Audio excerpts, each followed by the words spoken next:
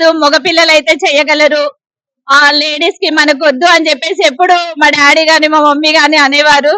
కానీ నాకు బిజినెస్ లోకి ఎందుకు ఇంత పట్టుదల వచ్చిందంటే నేను చాలా వరకు మీటింగ్స్ అటెండ్ అవ్వడం వల్ల మనం కూడా జాబ్ చేసే సింగిల్ గానే జాబ్ చేయాల్సి వస్తుంది.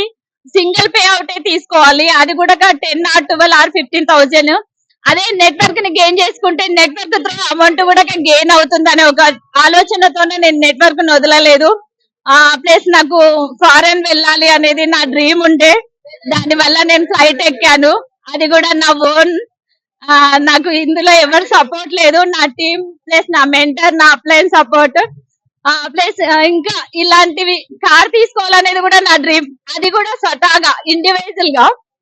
మా బాబు బర్త్డేకి వాడికి గిఫ్ట్ అని చెప్పేసి వాడే మన విజయరాజ్ సార్ తో చెప్పారు బర్త్డే వరకు మా మమ్మీ కార్ తీస్తుందని. కానీ బర్త్డే బిఫోర్ నేను వారికి కార్ ప్రజెంటేషన్ చేశాను.